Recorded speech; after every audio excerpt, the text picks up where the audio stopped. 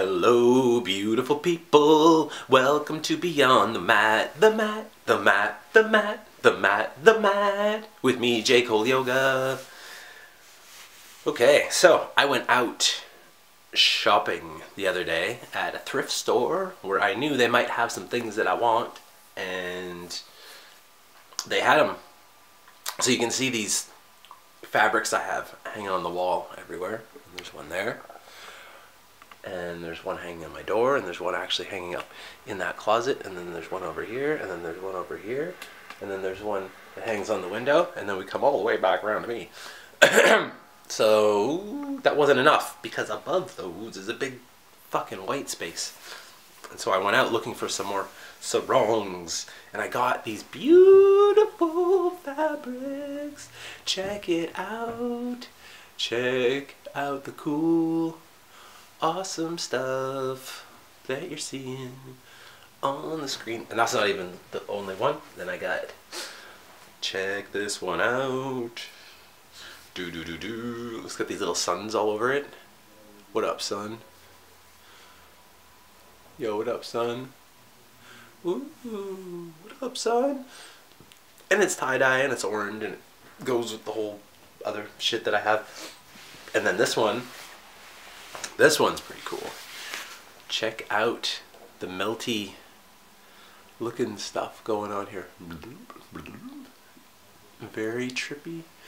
This will be fun to look at one night when psychedelics happen. Oh yeah. And then I got just a regular, you know, your floral blue. It's got some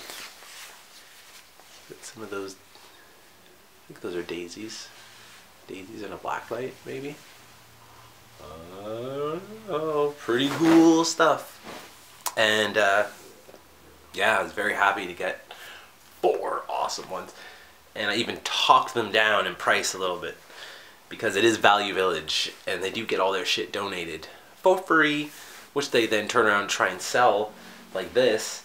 They wanted like $8 for this, and it's like the oldest one out of all of them, and it's faded, and it's got like little pulls in the fabric here and there. They wanted $8 for that, and then each of these were like $5, $5, and it's like, fuck you guys, you got this shit for free. You could sell it for $1 and you'd still be making a killing. Like, I don't understand. And then every couple of months they put a markup on everything. It all goes up in the price. So I don't know about thrift stores anymore. They used to be cool. They used to be a way to go and just get some cheap shit, and now it's kind of like become this hip fashion thing. And I don't like it. I want Frenchies back. I want 100 Frenchies just in my little corner of Nova Scotia like it used to be. You used to be able to drive around in a little Frenchies tour and collect your whole year of clothes that you wanted. It ain't like that anymore, ladies and gentlemen. It just ain't like that anymore. That juice is so good. Oh, but it kills my teeth. What are we talking about today?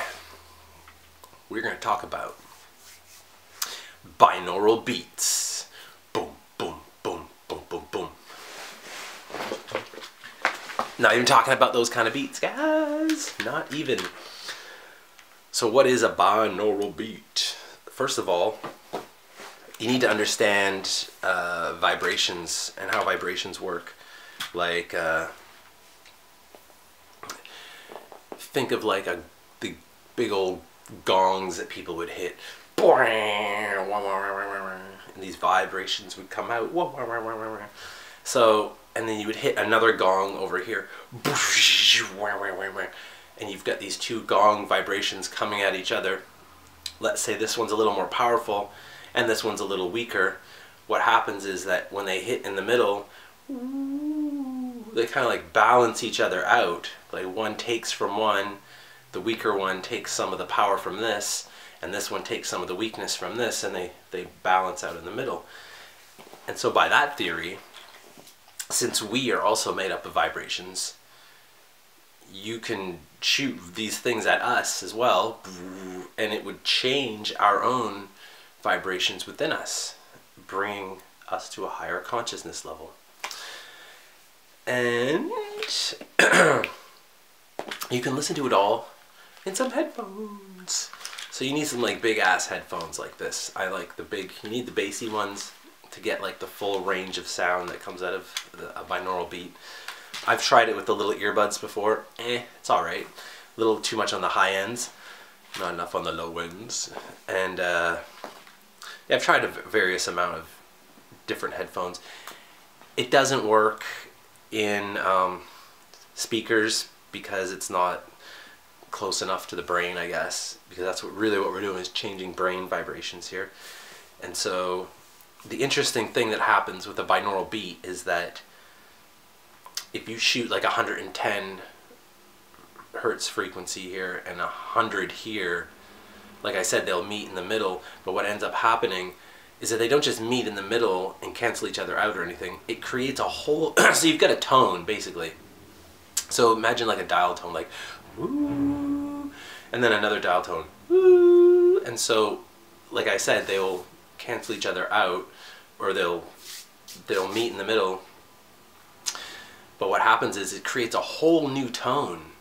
So you've got ooh, and then a third tone happens, and scientists don't know how this is happening, how a third tone is being created because of this, but it does, and it's there, and it's that third tone that is going to change your physiology. It's not those other two. They meet, creating that third tone, and that is the one that affects you right in the middle. And I have a whole slew of these binaural beats on my phone that I listen to quite regularly as like a meditation music. They say don't listen to it driving. Again, if you're driving, you're probably listening to it in your car, so it's those car speakers. And if they're out, those car speakers, they're not in your headphones. It's not going to work. It's not going to change things. People can get really sleepy, I guess, and really drowsy listening to these things. They can make you really relax and really calm, which is what I find walking around in the city. Just kind of chills me right out. It puts you into this like beautiful meditation state, and it just kind of puts you like right into like that spot. There's like that point that you just love to get to when you're meditating. Sometimes it takes like an hour, and then you're just in that zone, and it's like whew, it's like peeled away all that bullshit. So it does that for you in like seconds, sometimes like within like a few seconds to a minute of a binaural beat can do what an hour of meditation has done. And now here's the other weird thing is that I was living in Nelson in British Columbia, and I went to the Shambhala meditation center because I wanted to see what that was all about, and so we did, and we met them, and I went in and I sat down and I meditated with them and everything. It's for like an hour or something like that, and it's kind of weird. You get up halfway through and walk for like 5 minutes, so everyone just gets up and walks around the room. And if you don't know, there's a whole practice involved in behind this, and if you don't have the training, then you don't even know what you're doing. You're like, oh, we're just walking now for some reason. Maybe it's to stretch my legs. And later I had learned from them like what's going on. It's actually a walking meditation, and you're only looking so far down in front of you, and there's a whole thing going on inside your mind while you're doing this, and then you go back to your seat again. And so that was kind of weird. And I remember at the end of class, and this is why I never went back again, is because it felt all too churchy for me. And I kind of looked around and I was like, so this is just a group of people who are all into this, who have completely swapped out going to church for going to Buddhist meditation. Because afterwards we went down to have tea and biscuits, just like we used to do in church. Go and have tea and biscuits, and everybody get in your fucking business and be all nosy bag, and oh, what do you do? Oh, where are you from? And oh, who are your parents? And it's like, oh, and what do they do? And how much money do they make? And what kind of car do they drive? And it's just like, oh my god, like, did we come here for this? Is that what we're really here for?